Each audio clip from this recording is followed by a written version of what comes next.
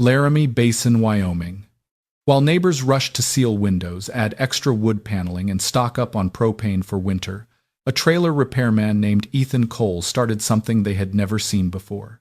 He built an additional wooden frame around a scrap trailer 5 inches away from the metal body, then stuffed the gap with loose straw foam board and materials that trap still air. Neighbors called it a useless jacket for a tin box.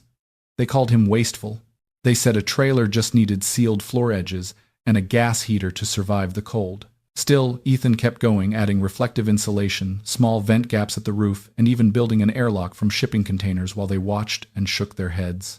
Then winter arrived earlier than ever.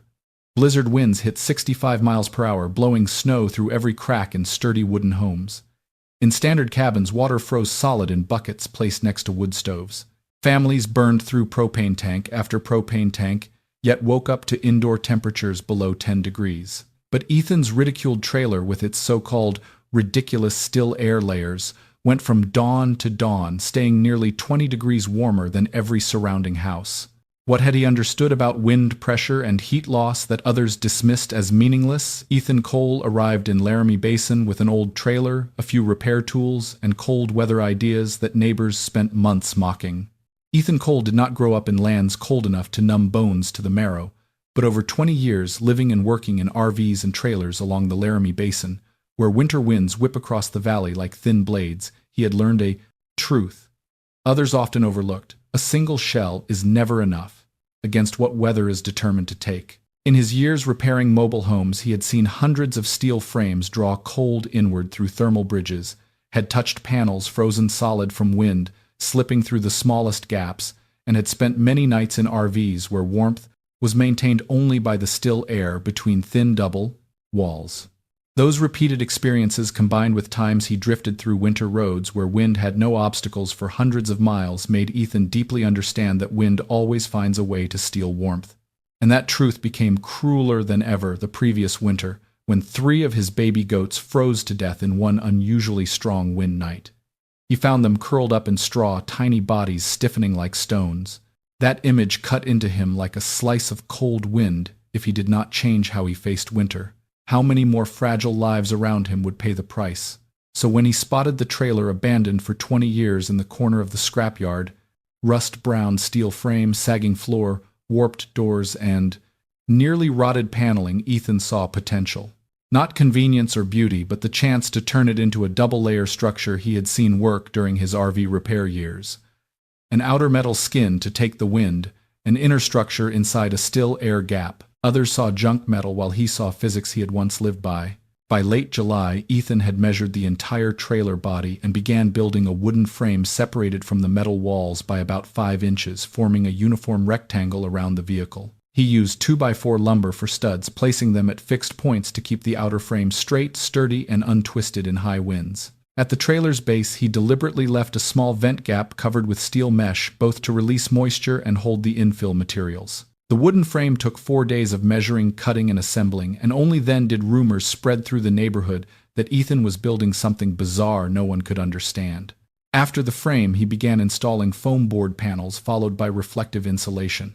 But what neighbors noticed most was when he placed straw bales into the cavity, compressing them just enough to hold position, but not so tight as to lose air-trapping ability. On the outer wall surface, he wrapped recycled vertical panels, sealing them tightly with small wooden strips to prevent wind infiltration. At the roof, he created a slight overhang and covered it with metal sheeting so melting snow would drain away from the cavity. Under the eaves, he left a half-inch vent gap for moisture from the straw to escape. Anyone passing by had to stop, not out of admiration, but because they could not comprehend what he was trying to do. Tin coffin Hank Lorman muttered every time he passed. Metal freezes faster than human bone, Martha Hill laughed as she watched him hunched over in the harsh August sun.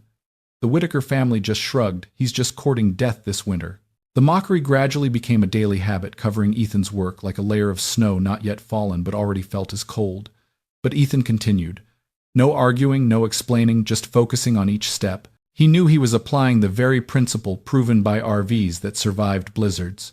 Strong wind does not just bring cold. It creates pressure that pushes cold air into every gap and sucks warmth out. A single wall can never beat that pressure. But if there is a sacrificial outer skin to take the wind force, a still air cavity to break moving airflow, and lightweight materials like straw or foam to hold warmth, indoor temperature will always stay 18 to 26 degrees above deadly levels. He did not need them to believe. He only needed the structure to work.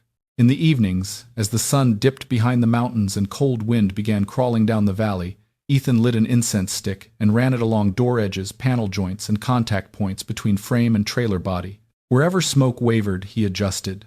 Wherever smoke stood still, he noted a safe point.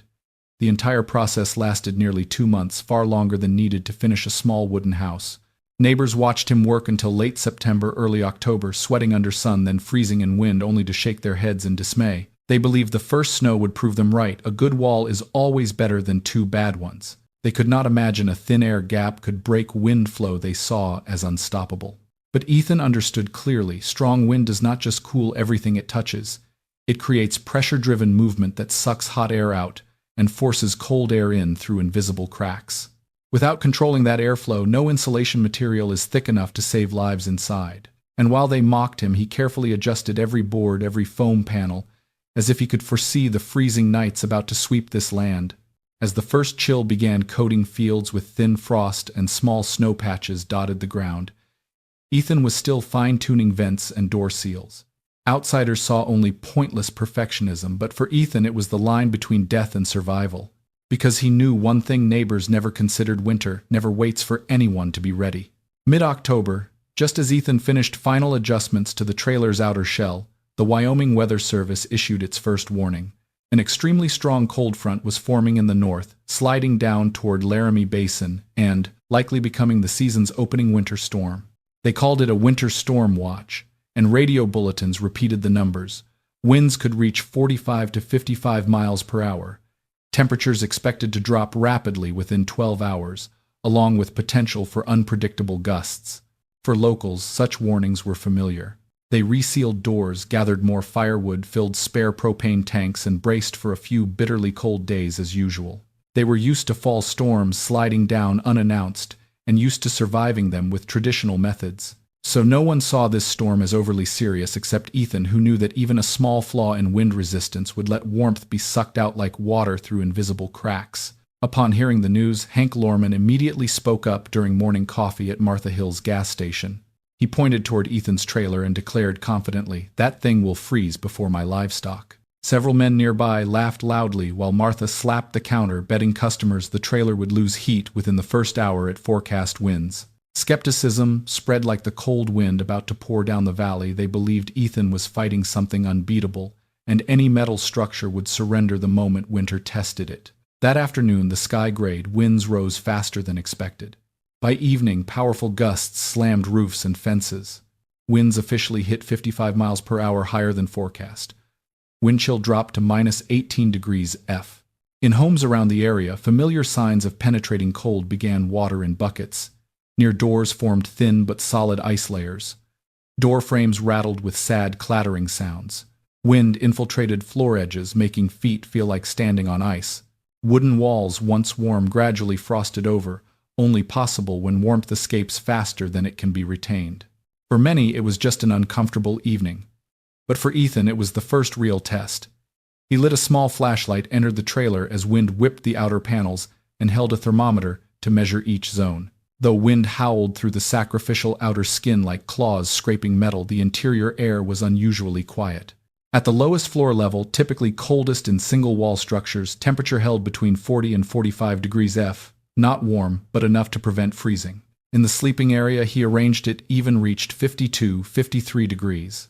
Water in a bucket against the metal wall remained liquid, no freezing signs. Ethan placed his hand on the inner trailer wall, far warmer than what the outer metal endured. The dead air chamber worked exactly as planned. Wind struck the outer siding, shaking sections hard, but the separated air layer between walls broke that motion, preventing transmission inside. The trailer, despite being flimsy and old, was holding firm through its first trial. Meanwhile, Hank Lorman, certain Ethan's trailer would fail, put on his fur hat and walked over to witness the scene he had predicted for weeks. He was disappointed when opening the door and feeling gentle warmth hit his face instead of a frozen metal box. He looked around, touched walls, checked the floor, then stood silent for seconds before uttering a half-mocking, half-doubting remark. "At least it hasn't died yet." Ethan smiled, not smugly, but as someone who anticipated that reaction. Yet he replied softly as the key word. For him, this test was only beginning. And as the windy night continued battering the valley, that small trailer stood firm like a silent rebuttal to every prejudice surrounding it.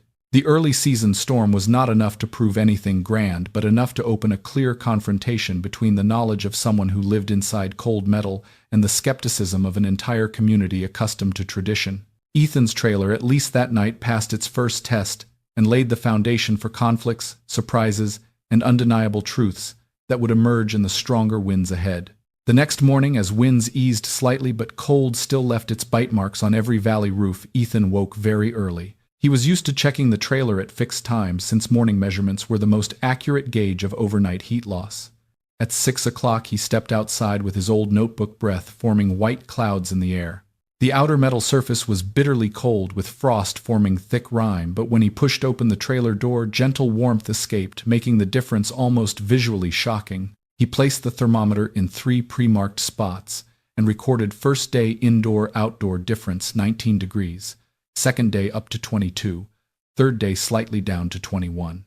What caught his attention was not the rise or fall, but their stability. Despite stronger winds the second night, despite deeper cold, the difference barely fluctuated.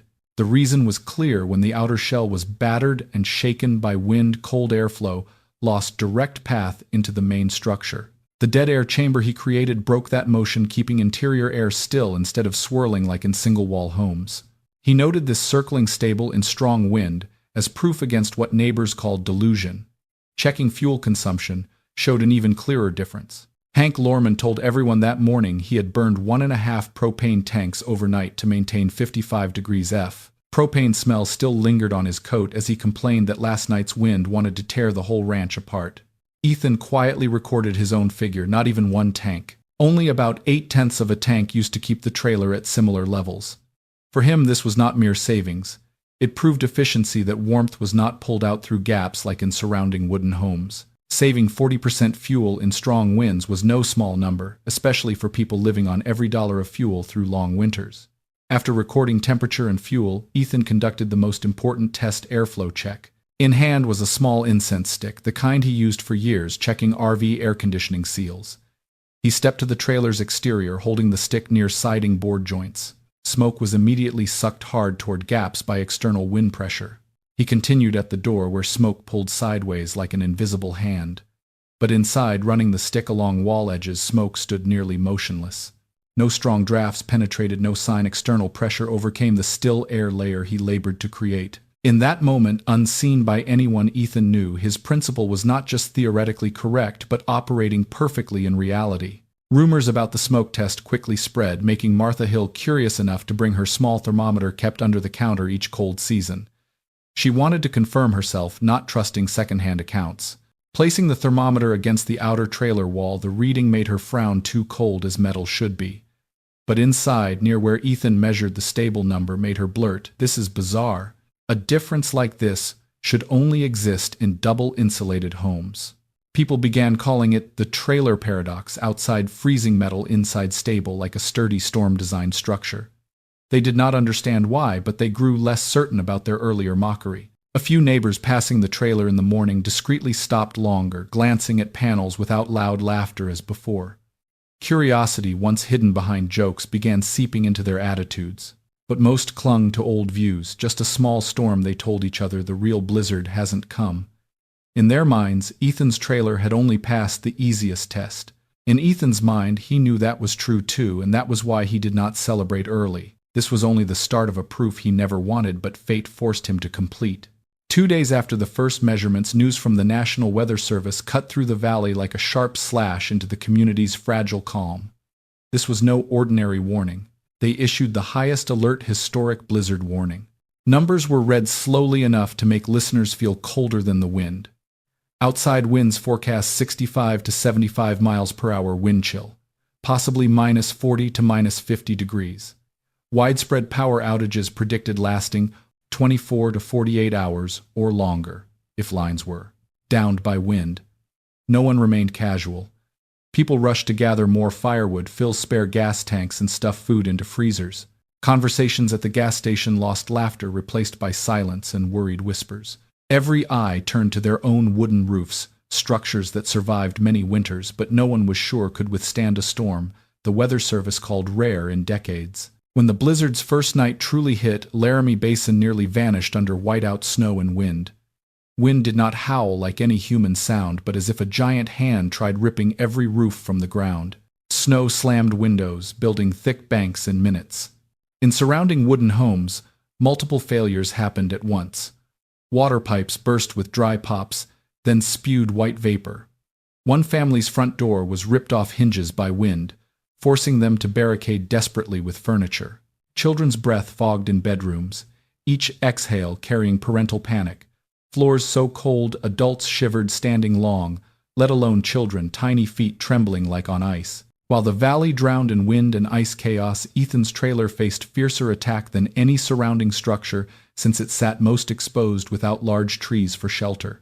Wind struck outer siding, making panels shake as if ready to tear loose, but when Ethan checked, the indoor thermometer readings held steady at 48 to 50 degrees F. Not luxurious warmth, but in a night where outdoor wind could freeze breath, that temperature was priceless protection. Still, peace did not last. When flashlight shone on the northwest corner, Ethan clearly saw outer siding ripped open by gusts, only a few nails and a loose board flapping against the trailer body with sharp, piercing sounds. He knew if that gap remained minutes longer, wind would infiltrate and destroy the entire dead air chamber he built, and once cold airflow penetrated, the trailer would be no different than a stripped metal box facing white death. Without time to think long, Ethan donned thick coat, wrapped scarf tight, then opened the airlock door. Wind hit his face like thousands of tiny needles, sharp enough to make him wince, despite familiarity with harsh weather. Just steps from the airlock, his gloves stretched so tight by wind the fabric nearly tore. He crouched close to the trailer, bracing fully to avoid being knocked down, trying to keep steel wire in hand from blowing away. Each reach upward snow blasted eyes, stinging enough to force squinting. Fingertips went numb, but he felt the ripped siding spot looped wire through 2 fixed points, then tightened until the board sat secure again. When finished, his body shook not from fear, but because -50 wind chill had seeped through every clothing layer. But that time was enough to save the entire system. When Ethan crawled back into the airlock, the small structure absorbed most incoming wind at the door, reducing direct force into the main space. He latched the door and stood panting clearly, feeling the difference between two worlds outside, nature's fury of snow and wind inside, the trailer's still air, still warm enough, he need not worry about hypothermia death. He placed hand on inner wall.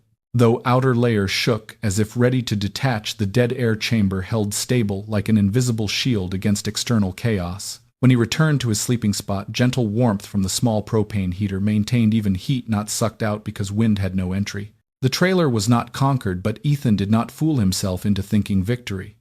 He knew this was only the first of 3 nights forecast as the harshest in years.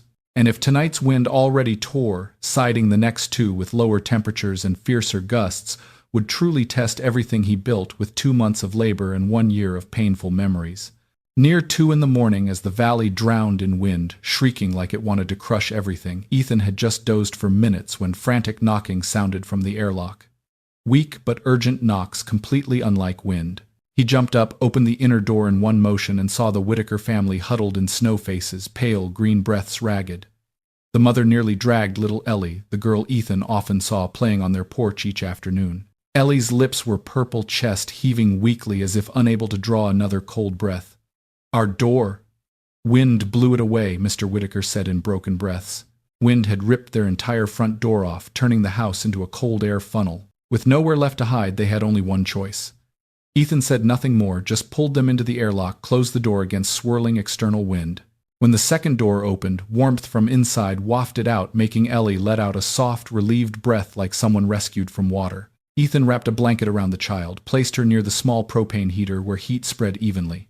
Before he could ask more, knocking sounded again, weaker but desperate, as if the knocker used their last strength. Stepping to the airlock second time, Ethan saw Hank Lorman, the man who mocked his trailer most, kneeling in snow, cradling his 82-year-old mother. The elderly woman was nearly unconscious, body shaking irregularly, eyes half closed in dangerous hypothermia. Her hair was iced over, breath too thin to see clearly.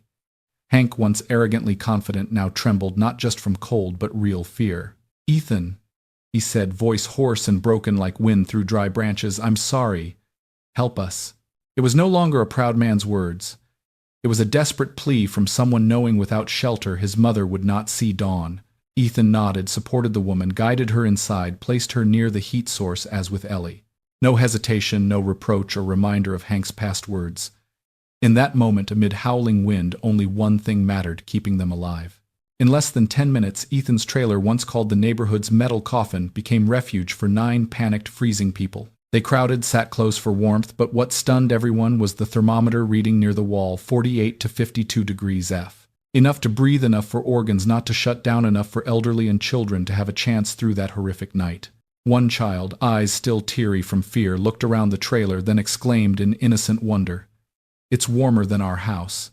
That statement pierced the heavy silence covering the adults. They who once mocked, who saw this trailer as a joke, were now alive because of what they denied. Hank looked around the cramped but warm space, hands still shaking from cold shock. His gaze stopped on the trailer wall he once criticized, said would collapse at first wind. Then he spoke clearly, without evasion, for all to hear, "I was wrong about you." Ethan was adjusting the heater valve, did not look up, just replied calmly as if he had long thought this. The cold doesn't care who's right or wrong. Not sarcasm, not blame, just truth. And that night, as the storm still roared outside, wanting to uproot the valley, that truth was the only thing keeping 9 people in the trailer, understanding that sometimes what they called foolish is what saves their lives. When the storm eased somewhat the next morning, wind still howling over the trailer roof, but without last night's ripping force, Ethan knew if Hank and the Whitakers returned home now, they could not survive the blizzards next night. The valley's wooden homes, only able to handle normal winter winds, had been tested to reveal countless weaknesses. Ethan looked at faces still haggard after the long night, and understood the trailer alone could not keep everyone alive. They needed their own homes safer, even temporarily. So, as soon as sky lightened and wind no longer slammed doors, he led Hank and Mr. Whitaker outside, showing them how to build a simple windbreak, something he saw effective in old nomadic camps. "Just block the main wind direction to cut cold in half," Ethan said, picking up an old pallet wind had blown near the trailer. They gathered boards, old doors, any flat materials around the yard, then built a rough angled wall facing the house. When wind hit that barrier, impact dispersed, no longer blasting wall bases as before. For Hank, who always trusted thick wood, this was the first time he saw seemingly useless pieces become life-saving shields. After the windbreak, Ethan showed them how to create a temporary dead air space in their own homes, a simplified trailer principle but amazingly effective. He had them gather remaining dry straw from barns, old wool, even unused thick coats, then pack it all into 6 to 12-inch gaps between walls, and the temporary covers just built. No need for beauty or full ceiling, just thick enough for a still air layer blocking drafts. Mr. Whitaker, astonished, asked if old coats really helped, and Ethan answered with certainty, needing no further explanation. Anything that holds still air works. Cold only wins when it moves. Back inside the Whitaker home, Ethan saw thick blankets still draped over chairs and knew he could use them. He guided hanging blankets in layers along the coldest wall, creating an inner liner like those Plains natives once used to retain warmth in winter. Old blankets, once mere covers, became liners, reducing heat loss every minute. After hours working in cold wind homes, once nearly abandoned to blizzard force, had a new defense, imperfect, crude, but stronger than anything done before. When the second night arrived and temperatures dropped deeper than the first, Hank could not believe his thermometer. His home rose 14 degrees from the first night, enough for his mother to stop violent shaking and breathe without thin fog. The Whitakers were nearly stunned, realizing drafts reduced nearly 70%. The temporary cover and dead air space turned their once ice-cold home into viable shelter for the family. They looked at each other, then toward Ethan's trailer, where oil lamps still glowed in wind, and for the first time felt clearly that what he did was not odd, but what they should have known long ago. Sometimes just understanding wind and warmth correctly lets people save themselves, even in the harshest storm. When wind finally stopped roaring and sky revealed a pale blue streak after 3 days and nights battering the valley, everyone thought the first feeling would be relief. But instead came a different sensation, an immobile silence, as if all Laramie Basin held its breath to see what still stood after nature's fury. Ethan opened the trailer door, letting gentle warmth escape, contrasting sharply with biting cold still covering outside snow. He checked the thermometer by the door needle, showing nearly unchanged overnight difference, 18 to 26 degrees Fahrenheit, depending on trailer position. Amazingly, that stability was unaffected by wind power loss or any storm fluctuation. The entire structure he built, outer siding, dead air space, foam board, straw bales, worked exactly as expected, even better. No water containers froze, no wall sections frosted, and people's breath inside the trailer no longer turned to white smoke like in surrounding wooden homes. When Hank and Mr. Whitaker stepped out looking dazed, they could not deny results far exceeded every theory they believed. While most households consumed 2 to 3 times propane to maintain minimum heat for elderly and children, Ethan used less than 1 tank for the final night, a number that left Hank speechless comparing to his own usage. Saving 35 to 40% was no longer about money. It was about survival, when grid power fails and firewood is insufficient against storms. Martha Hill, always skeptical but first to face truth, brought her notebook and pencil to the trailer that morning. She remeasured temperatures at 3 indoor and outdoor points, checked Ethan's remaining propane, then compared to other homes' data. After recording everything, she just nodded and muttered, "None of your numbers are exaggerated." That evening, as people gathered makeshift amid melting snow, someone blurted, calling Ethan's model the Cole method, a simple name carrying recognition the valley avoided for weeks. No one mocked anymore, no one called the trailer tin coffin or stupid metal box. Instead, they looked at cold, hard numbers, 20-degree difference, no freezing, superior fuel savings, and understood every prejudice could not stand against this reality. Ethan sought no praise, but the respect the community now gave him was something he had not seen in many years living here. And in that moment, Laramie Basin began spreading new awareness. If cold can be defeated by proper knowledge and preparation, no one need fear every blizzard on the forecast map. From then on, the Cole method was not just about staying warm. It became a symbol of daring to go against the crowd to find what is most right. When numbers and real experiences left no room for argument, the Laramie Basin community began moving in ways they never expected. What was once seen as one man's odd hobby became morning talk, as residents cleared snow from porches. Hank, first to loudly mock Ethan, became first to bring sawhammer and thick boards to his backyard, determined to build a proper dead-air wall, not a storm patch. He measured every distance, carefully placed studs 12 inches from old walls, and for the first time admitted some things he could not learn alone without Ethan's guidance. The Whitaker family invested in upgrading the temporary airlock Ethan built during the storm. They used old containers for the antechamber, added wind-blocking foam, and improved door sealing per instructions. Since the airlock, their home no longer had cold floors or drafts from thresholds, a change little Ellie felt most, no longer coughing from morning cold. Martha Brennan, after measuring and verifying herself, decided to build a full 16-inch cavity around her small wooden home. Not straw like Ethan, but sawdust from a friend's mill, similar to icehouse models Ethan once mentioned. People thought the teacher only knew note-taking, yet she was first to boldly upgrade her entire house by a principle she once doubted. When the next winter hit, everything became clearer than any declaration. No homes had morning frozen water buckets. The cold sound of ice clinking inside metal pails vanished. Propane use dropped 20 to 30% per household, letting many families experience winter without running out mid-season for the first time. Elderly, always hardest hit by temperature shifts, no longer stumbled awake in darkness to rekindle stoves from bone-chilling cold. Children had fewer seasonal pneumonia cases, the local doctor noting significant respiratory illness decline.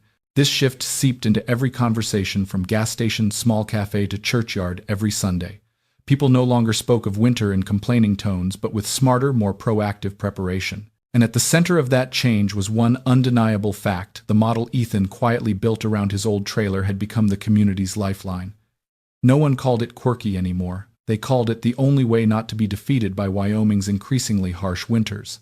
The trailer retrofit model's spread did not stop in the valley, but quickly drew attention from regional technical organizations.